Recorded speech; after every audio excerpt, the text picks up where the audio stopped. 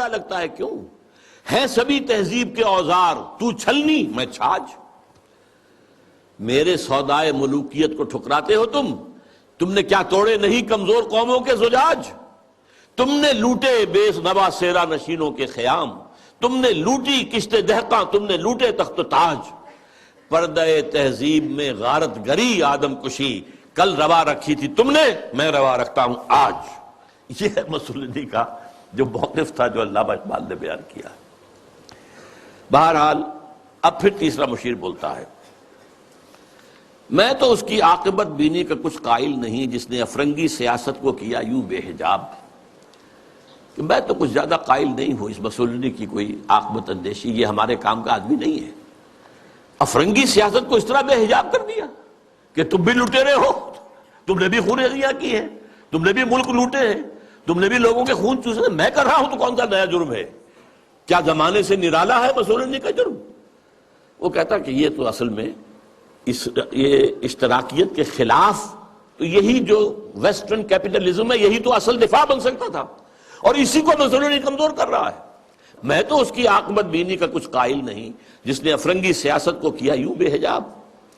پانچواں مشیر اب کہتا ہے، اے تیرے سود نفس سے کار عالم استوار، جناب ابلیس، مہاراج ابلیس، آپ کے سود نفس ہی سے تو سارا یہ کار عالم جو ہے یہ چل رہا ہے۔ تو نے جب چاہا کیا ہر پردگی کو آشکار، تو نے جب چاہا چھپے ہوئے رازوں کو آشکار کر دیا، کھول دیا، بیان کر دیا۔ آب و گل تیری حرارت سے جہان سوز و ساز، یہ جو آب و گل کا عالم ہے، یہ زمین اور پانی، اسی سے سب کچھ بنا ہے نا۔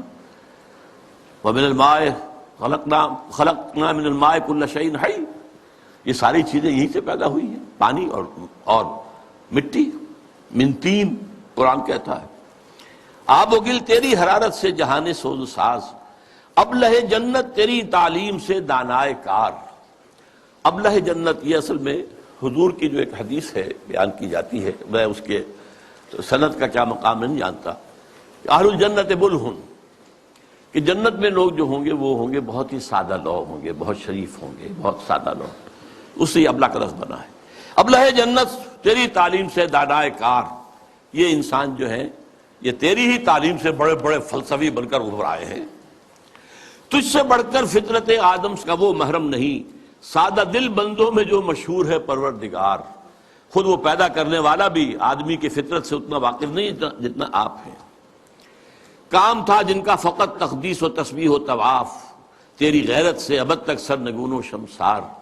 یہ جو فرشتے جو تھے، یہ جو سارا ان کا کام ہی جو تھا ہمیشہ کے لیے تقدیس و تسبیح و طواف جو ہے، اب یہ تیری غیرت کی وجہ سے ابد تک سرنگون و شمس۔ ایک نظم ہے بال جبریل کے اندر اقبال کی کہ حضرت جبریل کہتے ہیں، ہمدم دیرینا کیسا ہے جہان رنگ و بو، اور ابلیس کہتا ہے سوز و ساز و درد و داغ و جستجو و آرزو۔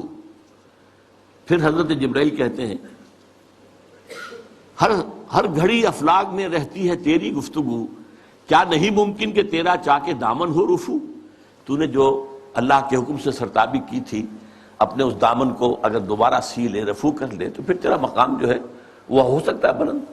اس میں وہ کہتا ہے، اے جبریل تو واقف نہیں اس راز سے، کر گیا سرگشت مجھ کو، سرمست مجھ کو ٹوٹ کر میرا صبح۔ یہ جو میں نے عالم بنایا ہے، اس میں جو کچھ کھیل میں دیکھ رہا ہوں، جو تماشے کر رہا ہوں، جو میرے یہاں پر اداکار جو ہیں کام کر رہے ہیں، میں جن کی پتلیوں کی طرح سے جنہیں نچا رہا ہوں، یہ میرے لیے بہت دلچسپ ہے۔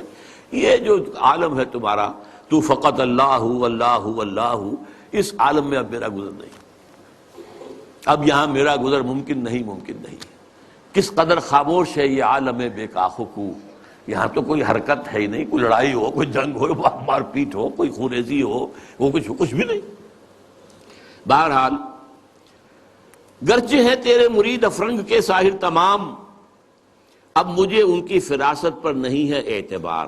یہ جو ہے پانچواں مشیر، ذرا ایک نوٹ آف کہیے کہ ڈسینٹ، کہ یہ جو آپ کے جتنے بھی ہیں اس وقت دنیا میں، جتنے بھی چیلے چانٹے کام کر رہے ہیں، گرچہ ہیں تیرے مرید افرنگ کے ساحر تمام، اب مجھے ان کی فراست پر نہیں ہے اعتبار۔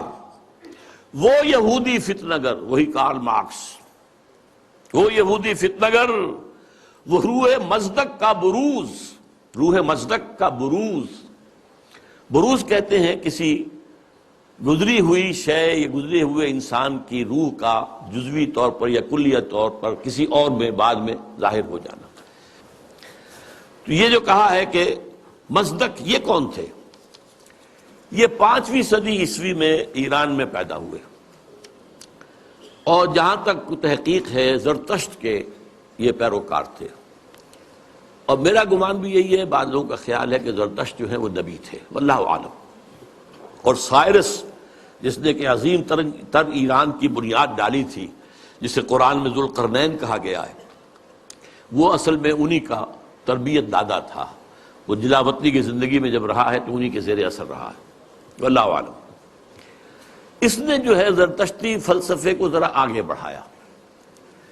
زرتشتی فلسفہ جو دنیا میں اب ہے، ہمیں نہیں معلوم انہوں نے کیا کہا تھا، جیسے کہ ایک کرسچینٹی اب ہے، حضرت مسیح نے اصلاً کیا کہا تھا، وہ تو اگر قرآن نہ ہوتا تو ہمیں کیسے معلوم ہوتا۔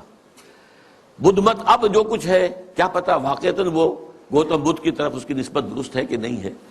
اس طرح زرتشت کی طرف جو نسبت ہے، 2 خدا ہیں، ایک نیکی کا خدا ہے یزداں، خدا خیر، اور ایک بدی کا خدا ہے اہرمن، خدا شر۔ البتہ اس کے اوپر بھی ایک خدا کو مانتا ہے، خدائے گاں، یعنی ان دونوں خداؤں پر بھی ایک خدا ہے۔ یہ وہی ہے معاملہ کہ ہر جو مشرکانہ نظام ہوتا ہے اس میں ایک بڑے خدا کو مان کر اس کے نیچے چھوٹے چھوٹے خدا کو مانا جاتا ہے، لیکن بڑے خدا کو مانتے ہیں۔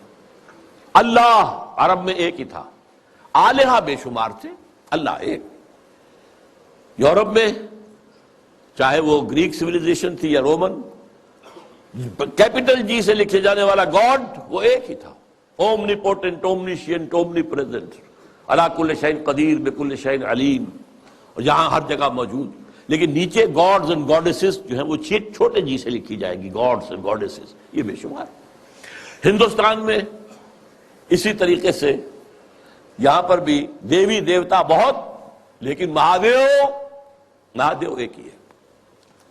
بہرحال وہ اس نے مصدق نے اس فلسفے کو آگے بڑھایا کہ دنیا میں جتنا شر ہے، حسد ہے، کینہ ہے، بغض ہے، غضب ہے، نفرت ہے، لڑائیاں ہیں، دنگے ہیں، فساد ہیں، خون ریزیاں ہیں، یہ سب عدم مساوات کی وجہ سے ہے۔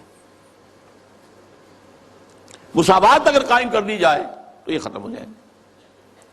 لہذا زر، زن، زمین، 3 چیزیں زے سے شروع ہوتی ہیں، یہ تینوں، زر، زن، زمین، ان کو سب انسانوں میں برابر تقسیم ہو جانا چاہیے۔ یہ فلسفہ ہے جو سب سے پہلے دنیا میں اس طرف آیا ہے، جدھر پھر ایک چھلانگ جو ہے وہ پھر کارل مارکس نے لگائی ہے، لیکن ابتدا کا فلسفہ یہ تھا، مصدق۔ 548 عیسوی میں نوشیروان عادل نے اسے قتل کر دیا، اور اس کے بعد مصدقی فرقہ جو اس کا تھا، جتنے بھی پیروکار تھے، ان سب کو بھی تہہ تیغ کر دیا گیا، تو بات ختم ہو گئی۔ تو یہاں پر جو ہے وہ مشیر جو کہہ رہا ہے 5واں، علامہ اقبال کہہ رہے ہیں اس کی زبان سے کہ وہ یہودی فتنہ گر، وہ روح مصدق کا بروز، ہر قبا ہونے کو ہے اس کے جنوں سے تار تار، زاغ دشتی ہو رہا ہے ہم سر شاہین و چرغ۔ یہ جنگلی کوے جو ہیں یہ شاہین اور شکروں کے برابر ہو رہے ہیں، کاشتکار زمیندار کے برابر ہو جائے گا، مزدور کارخانے دار کے برابر ہو جائے گا۔ کیا ہونے چلا ہے، کیا ہو رہا ہے، کیا قیامت آ رہی ہے؟ ہماری ابلیسیت کو تو بہت بڑا خطرہ جو ہے ہو چکا ہے لاحق۔ اور یہ اچھی طرح جان لیجئے، یہ صورت اتنی خوفناک تھی کہ پچھلی صدی کے وسط میں، مڈ 50s میں، ویسٹرن بلاک کانپ رہا تھا کمیونزم کی پیش رفت سے، جس آگ، جنگل کی آگ کی طرح بڑھ رہا تھا کمیونزم۔ سن 1917 کا جو ریولوشن تھا، کیسے کیسے چھلانگیں لگائیں، لیٹن امریکہ میں پہنچ گیا، مڈل امریکہ، کیوبا کے اندر موجود ہے، آج بھی موجود ہے، چائنا میں آ گیا، ہندوستان میں کمیونسٹ پارٹی بن گئی۔ یہ جو طوفان آ رہا تھا، اور اس سے بھی بڑھ کر بات کیا تھی، رشیا جو ہے وہ اسپیس کانکسٹ کے اندر آگے نکل گیا تھا، سب سے